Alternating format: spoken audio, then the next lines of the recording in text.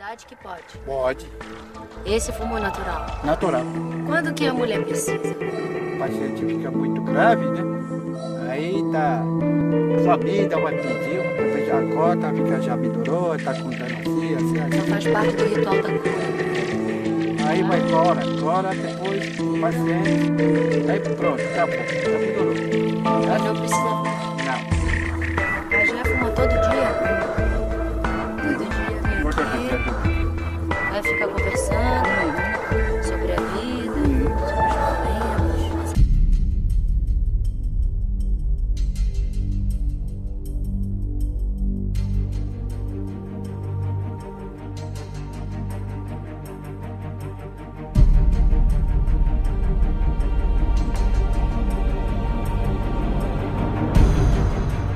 Cada año, miles de médicos y otros miembros de la Inquisición antifumadores gastan miles de millones de dólares para perpetuar lo que incuestionablemente se ha convertido en el más grande pero logrado engaño de ingeniería social de la historia.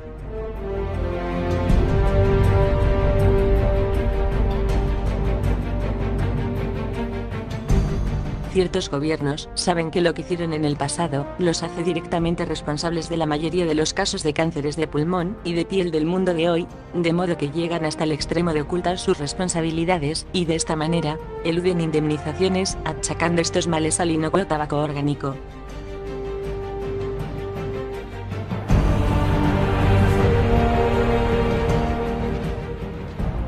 Como veremos después, el inofensivo tabaco orgánico nunca ha dañado a nadie y de cierta forma, podría decirse, justificadamente, que podría proteger la salud.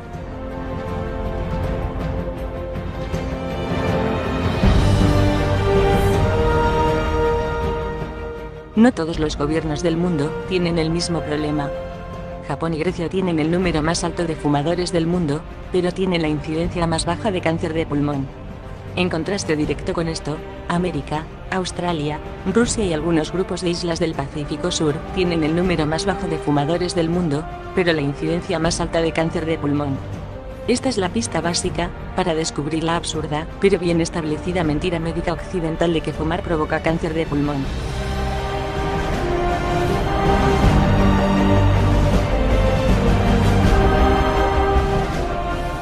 A comienzos del siglo XX casi una de cada dos personas fumaban, pero la incidencia de cáncer de pulmón se mantuvo tan baja que fue prácticamente no mensurable.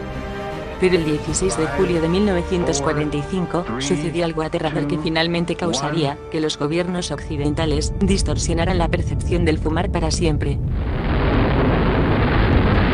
First in a test in the United States New Mexico desert. In the dead silence of the morning, at 5:29:45 Mountain War Time, the Jornada del Muerto was bathed in an intense flash of a light that man had only seen from the stars.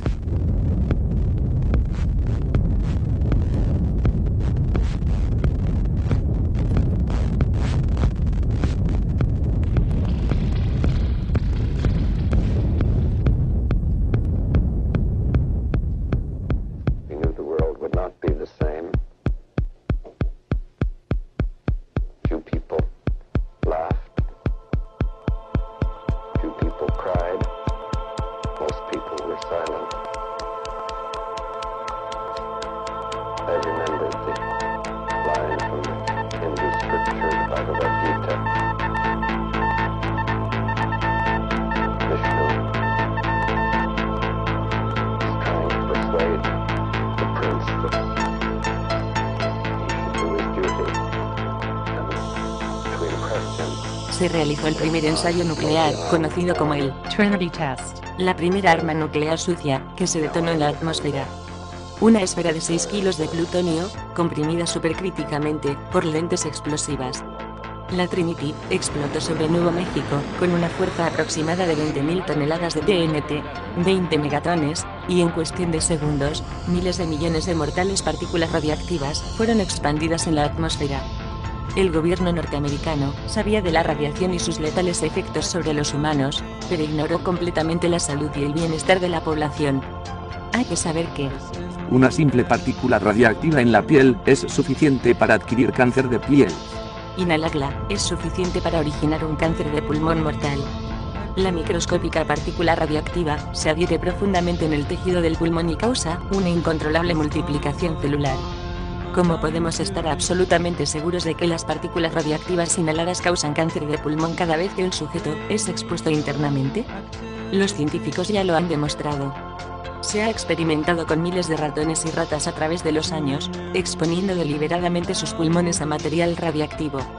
Los numerosos resultados científicos documentados son idénticos: cada ratón o rata obedientemente contrae cáncer de pulmón y luego muere. La teoría ha sido convertida en hechos científicos. El agente sospechoso, material radiactivo, causó el resultado sostenido, cáncer de pulmón, cuando es inhalado por mamíferos. La magnitud del riesgo de contraer cáncer de pulmón para los humanos originado por las partículas radiactivas en la atmósfera es real y significativa.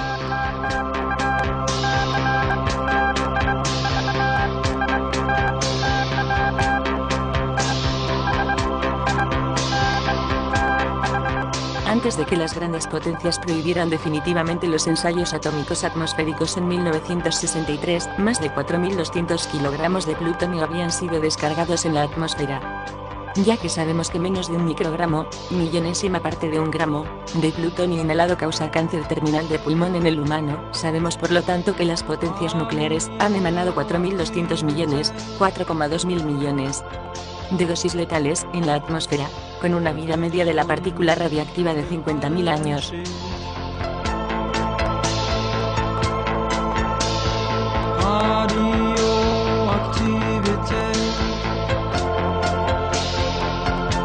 El material radiactivo existe en el armamento nuclear actual antes de la detonación, pero de lejos el mayor número de partículas radiactivas mortales son las derivadas de la basura común o arena absorbida del suelo, irradiada está viajando verticalmente a través de la bola de fuego durante la explosión. Estas partículas forman holgadamente la mayor parte del humo, que se puede ver en cualquier imagen de una detonación nuclear atmosférica. En muchos casos varias toneladas de material, pero seamos increíblemente conservadores y afirmemos que solamente 1000 kilogramos de material de superficie es expandido en cada ensayo nuclear atmosférico. Antes de ser prohibidos por Rusia, Inglaterra y Norteamérica, se realizaron un total de 711 ensayos nucleares atmosféricos, creando por consiguiente 711.000 kilogramos de mortales microscópicas partículas radiactivas, a las que deben ser agregados los 4.200 kilogramos originales de las mismas armas. Para un aproximado, pero muy conservador, total de 715.200 kilogramos. Hay más de 1 millón de dosis letales por kilogramos, significando que los gobiernos han contaminado la atmósfera terrestre con más de 715.000 millones de tales dosis, suficiente para causar cáncer de pulmón o cáncer de piel. 117 veces, en cada hombre, mujer o niño en la Tierra. Antes que usted lo pregunte. No, las partículas radiactivas no desaparecen, perduran al menos hasta dentro de 50.000 años. Con una vida media de 50.000 años o más, estos incontables trillones de mortales partículas radiactivas manufacturadas por los gobiernos estarán esencialmente con nosotros para siempre. Esas partículas se expanden por todo el planeta de forma aleatoria. Los vientos u otros fenómenos atmosféricos es todo lo que necesitan. 12 años después del cataclismo del Trinity Test, se hizo obvio para los gobiernos occidentales que las cosas se estaban poniendo completamente fuera de control, con un reporte en 1957 del British Medical Research Council, afirmando que las muertes globales de cáncer de pulmón se habían más que duplicado durante el periodo 1945 a 1955.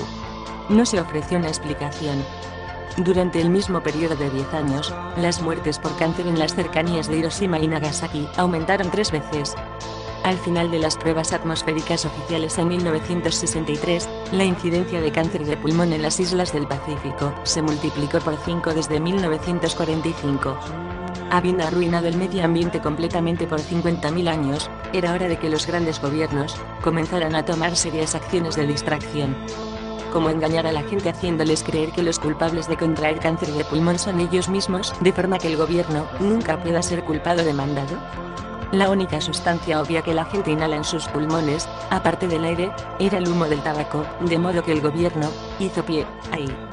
Los investigadores médicos, repentinamente se encontraron inundados con masivos subsidios gubernamentales, todos orientados a obtener el mismo resultado final, demostrar que fumar produce cáncer de pulmón. Los científicos verdaderos, especialmente algunos notables físicos nucleares, sonrieron amargamente por los iniciales patéticos esfuerzos del nuevo lobby antifumador y los tentaron en la más mortífera trampa de todas. Fueron invitados a demostrar sus falsas afirmaciones bajo las mismas rígidas reglas científicas utilizadas cuando se probó que las partículas radiactivas causan cáncer de pulmón en los mamíferos. Recuerde, para que cualquier teoría sea aceptada científicamente, primero debe aprobarse de acuerdo con rigurosos requerimientos universalmente aceptados por los científicos. Primero el agente sospechoso, el humo del tabaco, debe ser aislado y luego usado en experimentos de laboratorio para producir los resultados afirmados, por ejemplo, cáncer de pulmón en mamíferos. A pesar de haber expuesto literalmente a miles de especialmente vulnerables ratones y ratas, al equivalente de 200 cigarrillos por día durante años, al final, la ciencia médica nunca pudo inducir cáncer de pulmón en ningún ratón o rata. Sí, usted leyó correctamente. Por varias decenas de años, centenares de miles de médicos le han estado mintiendo deliberadamente. Tras exponer a miles de ratones y ratas, al equivalente de 200 cigarrillos por día durante años, la ciencia médica no pudo inducir cáncer de pulmón en ellos. Los científicos independientes han demostrado de manera concluyente que fumar no es la causa del cáncer de pulmón. Y más aún, en un experimento accidental, que no se permitió publicar, los científicos demostraron que fumar realmente ayuda a proteger contra el cáncer de pulmón. Habitualmente los ratones y ratas son utilizados solamente una vez en un experimento científico y luego destruidos. De esta manera, los investigadores se aseguran que los resultados de cualquier sustancia que están testando no pueda ser contaminada accidentalmente por los efectos de otra sustancia. Pero esta vez una parte de los ratones expuestos al tabaco en el primer experimento fueron utilizados para el experimento de las partículas radiactivas, el cual en el pasado había matado a todos los infortunados sujetos del test. Pero esta vez, contra todas las probabilidades, el 60% de los ratones fumadores sobrevivieron a la exposición de las partículas radiactivas. La única variable fue su exposición previa a copiosas cantidades de humo de tabaco. La presión del gobierno se hizo sentir inmediatamente y los hechos eliminados, pero esto no silenció por completo a todos los científicos. El profesor Gerhard Schrözer, presidente de la International Association of Bioinorganic Chemists, testificó ante un comité del Congreso de los Estados Unidos de América en 1982 que se había comprobado científicamente que ciertos componentes del humo del tabaco actúan como agente anticancerígeno en animales de laboratorio. Continuó diciendo que cuando cancerígenos conocidos, sustancias que causan cáncer, se aplican a los animales, la aplicación de componentes del humo del tabaco los contrarrestan. Además testificó bajo juramento ante el comité que no hay ingredientes del humo del cigarrillo que hayan mostrado causar cáncer de pulmón al humano, agregando que nadie ha sido capaz de producir cáncer de pulmón en animales de laboratorio a partir de fumar. Probablemente esta dura verdad condujo al gobierno y a los médicos cuasi investigadores a un enfado frenético. Para 1982 ellos realmente habían comenzado a creer su propia ridícula propaganda. Repentinamente echaron la culpa a los otros ingredientes secretos puestos en los cigarrillos por las compañías tabacaleras. Sí, tiene que ser esto, clamaron, hasta que un puñado de científicos señaló que los mismos ingredientes secretos habían sido incluidos en el experimento con ratones, y por lo tanto habían demostrado ser incapaces de producir cáncer de pulmón. El único camino para los gobiernos ha sido silenciar la verdad y mentir de forma deliberada y descarada, inundando la opinión pública con propaganda falsa. La propaganda falsa y los fondos antifumadores comenzaron en los años 60 y las decenas de miles de médicos que habían pasado por las escuelas médicas se les había adoctrinado que fumar produce cáncer. El fumar produce cáncer de pulmón se convirtió en un credo donde la fe ciega se convirtió en el sustituto de la prueba. En poco tiempo, las pantallas de televisión se inundaron con imágenes de pulmones de fumadores, terriblemente ennegrecidos y acompañados con el eslogan ese de morir en una larga y horrible agonía si no deja de fumar ahora. Por supuesto que todo esto era una mentira patética. En la morgue, los pulmones de un fumador y los de un no fumador tienen un color rosado idéntico, y la única forma de que un forense pueda asegurar que el difunto ha sido un fumador, es que encuentre manchas de nicotina en sus dedos, un paquete de cigarrillos en su bolsillo del abrigo o que uno de sus parientes, irresponsablemente, admita en el registro que ese difunto fumó una vez la hierba maldita. ¿De dónde salen esos pulmones negros? De un trabajador minero quien, a través de toda su vida, respiró en cantidades copiosas microscópicas partículas de polvo de carbón, igual que las partículas radiactivas que se incrustan profundamente en el tejido de los pulmones y se mantienen allí para siempre.